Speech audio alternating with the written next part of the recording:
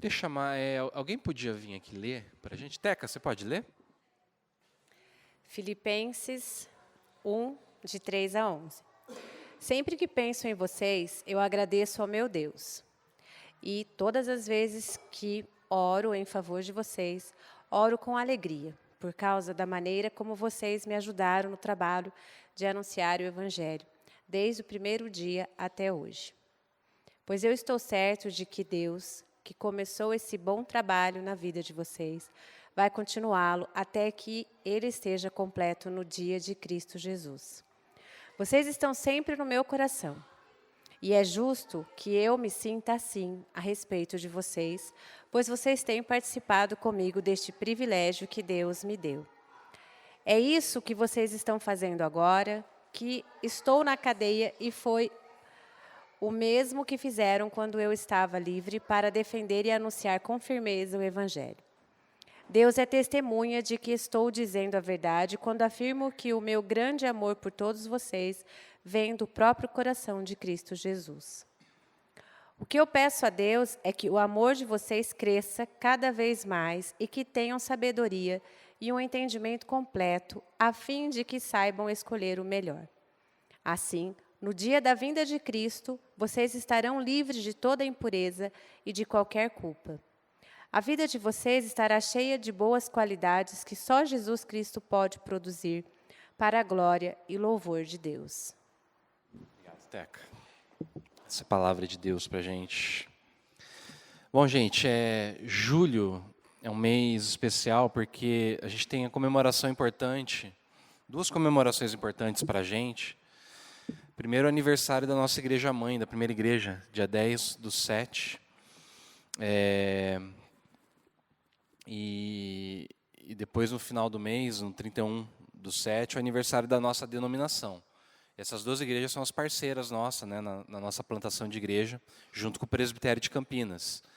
E se hoje a gente está num projeto de plantação, é porque essas igrejas foram plantadas no passado e hoje elas são as nossas parceiras que têm, né, nos apoiado. Então, ao longo desses 3 domingos, a gente vai olhar para essa abertura da carta de Paulo aos Filipenses e a gente vai pensar sobre 3 marcas de uma plantação de igreja saudável, né? E nesse sentido, então, nesse primeiro domingo, a gente vai observar a primeira marca que eu enxergo nesse texto. A gente vai olhar o mesmo texto nesses 3 domingos. E a primeira marca é que uma plantação de igreja saudável, ela deixa memórias de gratidão e alegria entre os parceiros, independentemente das dificuldades. E aí, para ser bem didático, eu vou dividir em 3 momentos essa fala. Primeiro, a gente vai olhar para a origem das memórias, né? Em segundo lugar, a importância das memórias. Em terceiro, o propósito das memórias.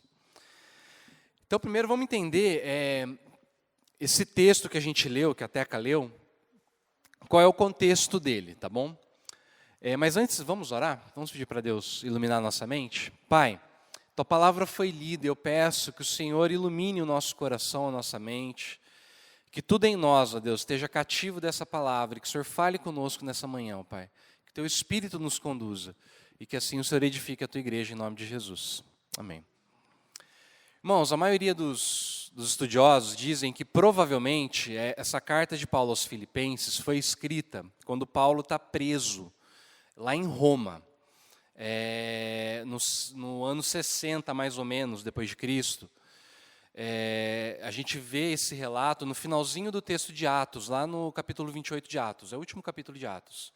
Ele está preso em Roma, ele não está numa cela de prisão, né, num cárcere, ele está numa casa, um presídio domiciliar, ele está numa casa, sendo guardado, né, por soldados, mas ele está preso. Mas, assim, é um pouco mais leve, né? Uma prisão domiciliar, então ele pode pregar à vontade. Tanto é que na carta de Filipenses ele fala que toda a guarda pretoriana, esses soldados que estavam guardando ele, eles ouviram a respeito do Evangelho, que Paulo pôde compartilhar com eles. Ele podia receber visitas nessa casa. Tanto é que Epafrodito, nome feio, né, pra caramba, mas... o Epafrodito é um cara que ele fala nessa carta, é o cara que ele foi enviado pela igreja de Filipos até Paulo, para saber notícias de Paulo, para levar uma oferta financeira para Paulo, para poder sustentar ele. E para também servir Paulo naquilo que ele precisasse, né? Epafrodito foi para ajudar Paulo. Só que a gente fica sabendo na carta aí dos Filipenses que esse cara quase morreu. Ele teve uma doença muito séria, quase morreu. E aí, tanto é que Paulo manda ele de volta para Filipos, né? Ele já está melhor, para ele poder se recuperar plenamente ali com a família dele. Mas, assim, eu fico imaginando, e eu penso assim, que como acontece quando a gente tem amigos em comum, né? Eu acho que Paulo não conhecia Epafrodito, ele ficou conhecendo ali na visita. Dá a entender isso na carta, pelo menos, né? Só que eles tinham amigos em comum, que era o pessoal da igreja. E aí é só você usar a tua imaginação para preencher as lacunas, né? Quando a gente tem amigos em comum e a gente está conversando, o que acontece? Provavelmente, Epafrodito, apesar do perrengue aí da saúde dele, ele trouxe essas informações a respeito da igreja. E essas informações, elas vieram junto com histórias, junto com um monte de recordações. Então, provavelmente Paulo ali, né, enquanto o Epafrodito está se recuperando, vai batendo papo e vai lembrando das histórias. E aí vai contando, né, tipo, dos causos que eles viveram, né? Então, com isso, a gente consegue entender o primeiro ponto meu, que é a origem das memórias. Paulo diz aí no comecinho: dou graças ao meu Deus sempre que me lembro de vocês, por causa da cooperação de vocês com o Evangelho desde o primeiro dia até agora. Com certeza, Filipos ocupava um lugar especial no coração de Paulo. Por quê? Porque o que aconteceu lá foi singular. A gente lê a respeito desse início, esse primeiro dia, né, que ele fala, desde o primeiro dia até hoje, está lá no livro de Atos, capítulo 16. É quando Paulo começa a segunda viagem missionária dele. Ele está ali na Ásia, na Turquia, e ele tenta ir para o norte primeiro, para o leste. Ele quer ir para a região da Capadócia, só que diz que o Espírito impede ele. Então ele tenta ir para um lugar, não consegue, tenta ir para o outro, não consegue. E aí um dia à noite ele tem meio que um sonho, uma visão, e ele vê um homem macedônio, né, vestido com roupa macedônia, e esse cara fala para ele, passa para a Macedônia e ajuda a gente. Então ele entende, não, o Espírito quer que a gente vá para a Macedônia. Então Paulo viaja até a Macedônia fica no norte da Grécia. Então pela primeira vez o Evangelho entra na Europa, e aí lá então ele começa a pregar, ele vai para a principal cidade, que é Filipos, que era uma colônia romana, uma cidade muito importante, e lá o que ele faz? Ele começa a observar a cidade e não tem uma sinagoga. Então ele descobre que tem um rio e nesse rio tem um lugar de oração. Ele vai até esse rio e ele começa a conversar com... Eram mulheres que iam para lá. Ele começa a conversar com essas mulheres e nesse rio, então, ele começa a pregar e uma mulher meio que aceita essa palavra. É a Lídia. Ela era uma comerciante de artigos finos. Ela vendia púrpura, que naquela época era um negócio muito caro. E aí, então, ela convida Paulo, Silas, para ficar na casa dela. E eles ficam lá com ela, né, Timóteo. E aí, da casa ali, então, de Lídia, né, indo sempre para esse rio, ele vai pregando. E aí diz que um dia uma moça, que era uma menina, uma escrava, com um espírito de adivinhação, começa a importunar o Paulo, falando, esses homens anunciam para vocês a respeito do Deus Altíssimo. E aí todo dia isso, um dia Paulo olha para ela e fala assim, sai em nome de Jesus. E aí diz que o espírito sai da menina. Só que os donos da escrava ficam bravos com ele e mandam prender Paulo. Então Paulo é preso, Paulo e Silas são açoitados, são presos. E aí eles estão lá no cárcere, eles estão no lugar mais fechado, né, com correntes nos pés. E aí, de repente, dá um terremoto, tudo se abre. E aí o carcereiro, quando acorda, vê aquilo, ele vai se matar, né, ele pega a espada pronto para se matar, porque era uma vergonha, né, um carcereiro deixar escapar os presos. Aí eles falam, não, a gente está aqui e tal, fica calmo, ninguém escapou. E aí o cara olha aquilo, se converte... E aí ele cuida do Paulo, do Silas, das feridas deles e tal. E é isso. Então, esse foi o começo da igreja de Filipos. E não foi um grande começo, né? Vamos pensar assim. Um carcereiro nunca foi uma profissão de grande destaque dentro do exército, certo? Não é uma profissão assim, não era um cargo, sabe, que todo mundo queria, ser carcereiro, né? A gente não sabe se a menina escrava se converteu e foi para a igreja. Talvez sim, né? Mas já pensou você ter do teu lado aqui do banco uma menina que até uma semana atrás estava possuída por demônios, né, e que adivinhava as coisas? A Lídia, apesar de ser uma mulher de posses, rica, né, que tinha uma casa grande pelo jeito, capaz de hospedar todo mundo, ainda assim, ela era uma mulher. E mulher naquela época, naquela cultura, não era valorizada, né? Tanto é que os inimigos da igreja, mais para frente, o jeito deles desmoralizarem a igreja era exatamente esse, falando que os cristãos pregavam para meninos e para mulheres. A gente tem, por exemplo, um erudito chamado Celso. Ele escreveu na época do imperador Marco Aurélio. Tem um escrito dele que ele escreve assim, ó, vou ler para vocês, o Celso. Ele fala assim: em algumas casas privadas encontramos com pessoas que trabalham com lã e com trapos, e como sapateiros, isto é, as pessoas mais incultas e ignorantes. Diante dos chefes de família, essas pessoas não se atrevem a dizer uma só palavra, mas assim que conseguem apartar-se com meninos da casa ou com algumas mulheres tão ignorantes como eles, começam a lhes dizer maravilhas. Os que deveras queiram saber a verdade, que deixem seus mestres e seus pais, e que se juntem com as mulheres e os meninos, às habitações das mulheres, ou à oficina dos sapateiros, ou à selaria, e ali aprenderão a vida perfeita. É assim que estes cristãos encontram pessoas que lhes dão créditos. Então é cheio de ironia esse texto, não sei se você percebeu. Você quer descobrir as maravilhas, né? Então vai para a casa das mulheres, vai para a oficina dos sapateiros, que lá você vai ouvir maravilhas. Ou seja, a maioria dos historiadores concordam que, embora tivesse na igreja pessoas de prestígio, de posses, para cada pessoa de destaque você tinha centenas de cristãos que eram gente simples, muito simples. Na verdade, o historiador Justo Gonzalez fala assim: em sua maioria os cristãos eram escravos, carpinteiros, pedreiros e ferreiros. E quando a gente olha para a história do cristianismo, a gente percebe que a maioria dos movimentos que causaram grande impacto espiritual teve duas origens principais. Ou eram pessoas que eram invisibilizadas pela cultura dominante, as mulheres, os escravos. Então a gente tem, por exemplo, o George Fox, que foi um sapateiro que começou o movimento Quaker lá nos Estados Unidos, né? Que existem até hoje os Quakers, né? Eles tiveram um impacto social muito grande. Eles foram os primeiros que aboliram os escravos nos Estados Unidos, antes que fosse uma lei.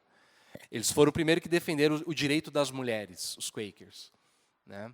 E o fundador era um sapateiro. A gente tem o movimento pentecostal, né, do William Seymour lá na Rua Azusa, que é interessante, né? Quando a gente estuda a história do movimento pentecostal, sabe uma coisa muito interessante? O lance deles falarem em línguas, sabe qual era a principal coisa que ele gerou na época? O fato de que não importava se você era branco ou se você era preto. O lance de todo mundo falar em línguas estranhas era uma coisa que unia as pessoas. Então, naquele momento que a sociedade estava totalmente separada, segregada, o movimento pentecostal foi um movimento de união, né? E eles percebiam, nesse lance do falar em outras línguas, que o principal objetivo era gerar unidade, né, dentro da questão racial. Então é isso, eram pessoas que eram invisibilizadas pela cultura dominante. Agora tem uma segunda origem, que eram pessoas que desistiram do poder e abraçaram a simplicidade. O cristianismo também é cheio de história de gente que tinha muito dinheiro, gente rica, e que escolheu viver uma vida simples. Então, desde o comecinho, a gente tem, por exemplo, o Santo Antão. Era um cara muito rico, que largou tudo e foi viver no deserto do Egito. A gente tem os valdenses, o São Francisco, né? O São Francisco era uma família rica, largou tudo para viver, criou um movimento ali, né? Tipo de gente simples. A gente tem o John Wesley, que foi um pastor metodista, criou o movimento metodista, que na época da Revolução Industrial, que o pessoal passava muita miséria, ele era um cara que pregava o lance da vida simples, né? E de socorrer os necessitados. Então isso está sempre presente, está no DNA do cristianismo. Tem algo no DNA do cristianismo que afasta ele dos grandes centros de poder e que prefere aquilo que é periférico, marginal, fraco. Tem um historiador chamado Andrew Walls, que ele observa o seguinte, é uma coisa muito interessante. Se você olhar para todas as religiões mundiais, o centro dessas religiões continua o mesmo desde quando elas nasceram até hoje. Então, por exemplo, qual que é o centro do islamismo? Onde é que está o centro do islamismo? O centro geográfico do islamismo? Na Arábia. É Meca. Qual que é o centro geográfico do budismo? É o Extremo Oriente. Qual que é o centro geográfico do hinduísmo? É a Índia. O centro geográfico do judaísmo? Israel. O cristianismo é a única religião mundial que o centro geográfico dele foi mudando com o passar do tempo. Então ele começa no Oriente Próximo, Israel, Samaria, Egito. Aí ele migra para a bacia do Mediterrâneo. A gente tem o norte da África, Egito, a Grécia, a Turquia, a Itália. Aí ele vai para a Europa, os francos, os saxões, os celtas, depois os vikings. Aí ele vai para a América do Norte, América do Sul também, mas assim, muito forte ali na América do Norte. E hoje, os estudiosos dizem que onde o cristianismo é mais forte é na América Latina, na África e na Ásia. Por exemplo, vou dar só um exemplo para vocês. Se você pegar o número de anglicanos nos Estados Unidos hoje, eles são 2,5 milhões anglicanos. Em Uganda, você tem 8 milhões de anglicanos. País da África, Uganda. Na Nigéria, são 17 milhões de anglicanos. Então, o centro geográfico do cristianismo ele vai mudando, né? Conforme vai passando. E o Andrew Walls vai falar que o cristianismo parece que ele foge do poder e vai sempre para a periferia. A mesma verdade que a nossa igreja. Sabe quem foram os 2 primeiros membros da primeira igreja de Campinas? Um pedreiro e sua esposa. Foram as 2 pessoas que foram os primeiros membros da nossa igreja. Um pedreiro e sua esposa. Quando a gente pega a história da IPI do Brasil, tem um lance, né, que até o pessoal acha que a gente rompeu, né, com a Igreja dos Estados Unidos por conta da maçonaria. Não foi por conta da maçonaria, foi por conta de quem que organizava a coisa, os missionários americanos ou os brasileiros. Mas teve a questão maçônica. Quando eu fui para Assis, eu tive uma compreensão do que significou o lance da gente. A nossa igreja, né, ela entende que a maçonaria é incompatível com a religião cristã. Então a gente fez uma escolha de não aceitar como membro as pessoas maçons. Se quiser ser membro da IPI, tem que abrir mão de ser maçom. Só em Assis, que era uma cidade pequena, que eu entendi o que isso significou. Sabe o que significa? Em Assis é uma cidade pequena, 100 mil habitantes. Quem são as pessoas influentes da cidade? Os juízes, os médicos, os advogados ricos. Esses caras são todos maçons. E eles não estão na nossa igreja. Então eu comecei a perceber isso, assim, quando a nossa igreja ela falou assim, ó, a gente não entende que a maçonaria dá para ser cristão, né? A gente abriu mão de todas as pessoas influentes da sociedade, da cidade. Entendeu? A menos que a pessoa queira abrir mão da maçonaria, e ela pode ser aceita como membro. Então a gente também começou assim. E eu vou falar uma coisa para vocês, né? Eu tive uma crise aqui no Novo Norte, no 3º ano, ano passado. Chegou um momento que eu comecei a ficar preocupado. Eu falei assim, cara, e se esse negócio não der certo? Eu comecei a ficar pilhado. Eu falei assim, porque são 5 anos, o projeto tem 5 anos, né, para dar certo, para virar. Já tinham passado os 2 primeiros anos. Os 2 primeiros anos, os parceiros estavam contribuindo 100%. Chegou no 3º, a contribuição deles diminuiu e a gente tinha que começar a meio que se sustentar. E aí eu entrei em crise. Eu comecei a pensar, falei, cara, e se não for para frente? O que vai virar? E eu sou ansioso, né? Tipo, patologicamente, né? E aí começou a dar aquela coisa tal. Até que teve uma segunda-feira. Já fazia umas semanas que eu estava ouvindo um podcast contando a história da Mars Hill Church, do Mark Driscoll. Acho que vocês não conhecem esse cara, mas eu vou contar a história dele para vocês. No ano 2000, o Mark Driscoll foi um cara que plantou uma igreja nos Estados Unidos, em Seattle. que é uma das cidades mais difíceis dos Estados Unidos, né? Mais pós-cristãs que tem nos Estados Unidos. E a igreja dele, assim, em 5 anos, chegou a 10 mil membros. Foi uma coisa assim, impressionante. E esse cara, ele virou uma baita referência assim, para o pessoal que estava começando ali a pastorear na minha época. Todo mundo seguia o Mark Driscoll. Só que passou um tempo, a igreja cresceu, tipo, ficou aquela coisa gigantesca, tal, o Mark Driscoll super influente. De repente, sei lá, me começou a sumir, e de repente a gente descobriu que o Mark Driscoll foi disciplinado pela igreja dele. Ninguém entendeu por quê. Aí depois, ouvindo esse podcast, eu entendi. O Mark Driscoll, ele era um líder abusivo. Ele foi, cara, é o primeiro cara que eu conheço que foi disciplinado por orgulho. Pecado do orgulho. Né? Ele era um líder extremamente abusivo. Então, assim, ele cobrava dos caras que ele liderava como é que fala? Um desempenho mesmo, assim, sabe? Que era uma coisa surreal.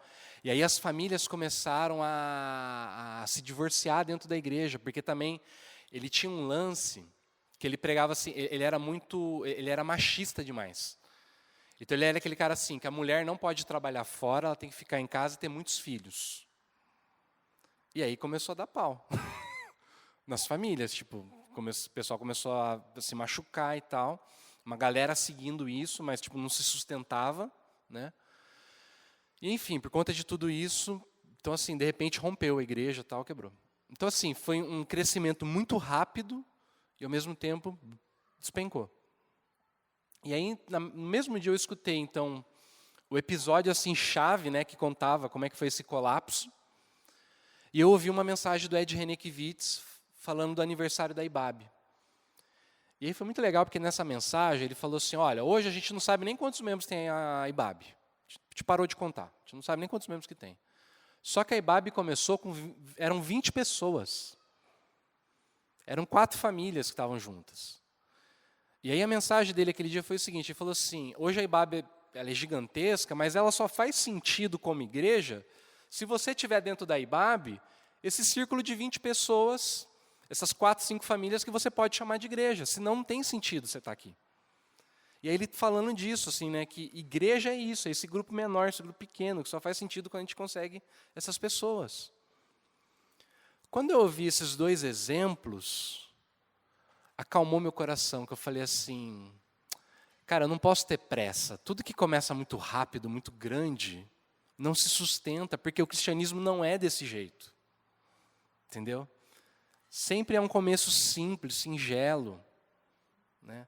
Cara, eu fiquei extremamente emocionado aqui no começo do culto. Eu vou até chorar. Olhando para vocês. Né? A hora que a tia Ruth levantou para orar, eu olhei e falei, cara, eu fiquei tão agradecido a Deus, porque é isso. Só faz sentido isso, entendeu? E se amanhã ou depois a gente crescer e, sei lá, tiver um grande número de pessoas, só faz sentido se a gente mantiver esse grupo. Né? Porque é isso, porque o cristianismo, a origem dele é sempre uma origem humilde, simples. Né? Senão não é cristianismo. E a crise minha também é o seguinte, que eu andava de carro e eu vi umas igrejas assim, tipo, do nada. Eu vi uma igreja assim, tipo um galpãozão, né, tipo enorme. Tipo, gigante, assim, a gente mal lutando aqui, né, para pagar aluguel e pagar as contas e tal. Eu olhava e falava assim, cara, como é que esses caras conseguem? Tipo, da noite para o dia, assim, tipo, abrir um negócio gigante. Então, eu confesso que me inveja, né? Só que aí eu falei, cara, mas não é isso. Não é isso. Né? Então, isso leva a gente ao segundo ponto, a importância das memórias. Só pode haver memória porque o Evangelho é um evento histórico. Vocês percebem o que está acontecendo aqui em Filipos? Paulo está lembrando do dia que Deus entrou na história daquela igreja, daquelas pessoas. E é isso. O Eterno, ele invadiu a história, ele se fez presente na vida de homens e mulheres, ele salvou a vida de pessoas. Uma comerciante rica, uma escrava possessa, um carcereiro pronto para se suicidar, Epafrodito com uma doença terminal. Olhando agora para a primeira igreja, né? Um pedreiro e a esposa dele em 1870. Cada um de vocês que está aqui. O Evangelho é um evento histórico que desencadeia um processo com um propósito final. Olha o que ele fala no versículo 6. Estou convencido de que aquele que começou a boa obra em vocês vai completá-la até o dia de Cristo Jesus. O fato do evangelho ser algo histórico diferencia ele de qualquer outra experiência religiosa. Sabe por quê? Porque toda religiosidade é cíclica. Você pegar qualquer outra experiência religiosa, é sempre uma experiência cíclica. Por exemplo, pega o paganismo antigo. O paganismo antigo ele é baseado nos ciclos da natureza, de morte e vida. Então, eles ofereciam, né, as ofertas para os deuses, tentando controlar esse ciclo de vida e morte. Era baseado na natureza, no inverno, verão, colheita, sabe, plantio, essa coisa toda. Eu tenho uma conhecida que ela é uma bruxa moderna. É muito engraçado, eu acompanho ela às vezes pelo Instagram, e aí ela, tipo, todo solstício de inverno, ela sai do Instagram, ela se recolhe, entendeu? Por causa do ciclo da natureza. Então tem gente que faz isso até hoje, né? Os pagãos modernos.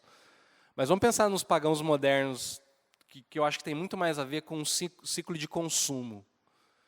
Pega o Deus que você quiser moderno, sexo, dinheiro, reconhecimento. Tudo isso é baseado em quê? Prazer e autopunição. Você vive o prazer e aí você se pune. Você vive o prazer e aí você se pune. É assim que o paganismo moderno funciona.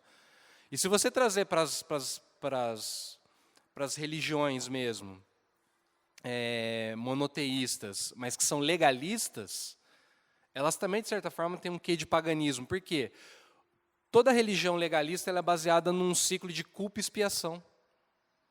Então, eu tento obedecer a regra, tento obedecer a lei, não dou conta, aí eu peco, aí eu me culpo, aí eu vou lá, pago, faço a penitência e fico preso nesse ciclo. Né? Agora, por outro lado, se você for para a não religião, o ateísmo, aquele ateísmo raiz mesmo, né? Ele já não consegue olhar para a história com um propósito, como uma meta. Ele não consegue enxergar, porque ele não consegue enxergar nada para além dessa existência. Então, quando eu olho para a vida dos ateus de verdade, né, os caras que não são religiosos, eu vejo que eles têm duas opções básicas. Ou segue aquele velho ditado, comamos e bebamos porque amanhã morreremos, ou seja, aproveite ao máximo as experiências sensuais, estéticas, sinta o máximo de prazer que você puder, porque a vida é só isso mesmo. Né? Ou então, por outro lado, tem outro ditado que fala que vença o mais forte. Ou seja, se tudo é uma questão só de evolução, né? Então é isso. Então, que vença o mais forte. E aí tem um problema, porque a gente fica sem parâmetro para a moral e para a ética. Eu já tenho falado disso às vezes, né? Por que a gente deve, então, se importar com direitos humanos, minoria, defesa dos vulneráveis, se tudo é uma questão de prazer e de poder? Eu acho que a pessoa fica meio que sem parâmetro. Nesse caso, então, também talvez tenha uma terceira opção, que é o seguinte. É a pessoa aceitar que a vida é medíocre e sem sentido. Aí o que você faz? Você se entope de alguma coisa que anestesia a tua consciência. Você se entope de antidepressivo, você usa droga, você bebe pra caramba. Você se entope de Netflix, de Reels do Instagram, né, rolando eternamente. Por quê? Porque a vida é sem sentido.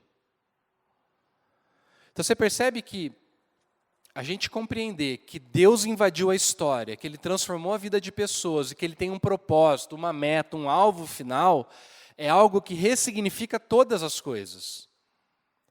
E aí até mesmo as dificuldades e perrengues, né, que a gente passa por conta de fazer parte disso, se transforma em memória de gratidão. Lembra que eu falei? A marca de uma igreja saudável é o quê? É você ter memórias de gratidão, de alegria, independentemente dos perrengues e das dificuldades que você vive. Por quê? Porque você entende que você está dentro de um processo histórico, de um Deus que invadiu a história e está salvando o mundo.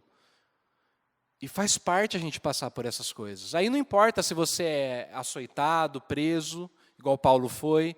Não importa se você é desprezado pela tua família, igual alguns talvez aqui foram. Não importa se o pessoal do teu trabalho ri de você quando você fala que você é cristão. Por quê? Porque você entende que Deus entrou na história, mudou vidas, mudou a tua vida e você faz parte disso. E isso leva a gente ao terceiro e último ponto. Qual é o propósito das memórias? Eu acho interessante que Paulo olha para trás mas ele não fica preso no sentimento de nostalgia. Percebe isso?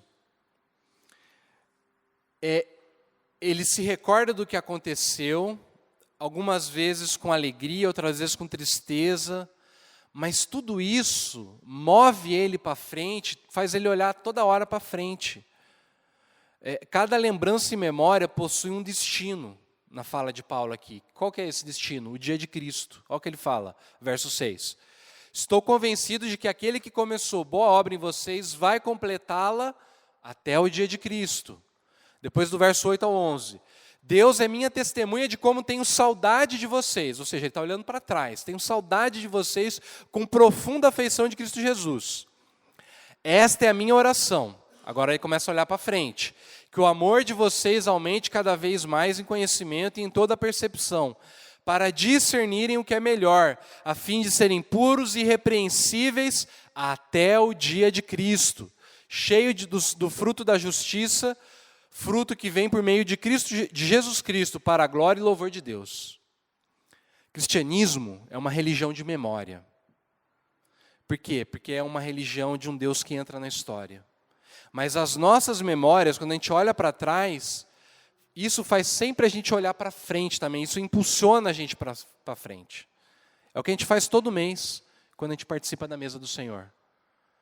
A gente faz isso em memória dele, até que ele volte. A gente olha para trás para poder olhar para frente.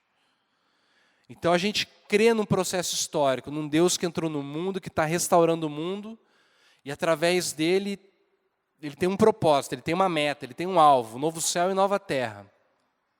Então, olhar para o aniversário da nossa igreja-mãe, olhar para o aniversário da nossa denominação, faz a gente olhar para trás, se lembrar do que aconteceu, a gente ter uma gratidão por tudo que aconteceu. Mas isso também faz a gente olhar para frente. O Novo Norte é a continuação dessa história. Está nas nossas mãos agora. Chegou a nossa hora de ser parte da história. De ousar e ir avante, de sair e proclamar.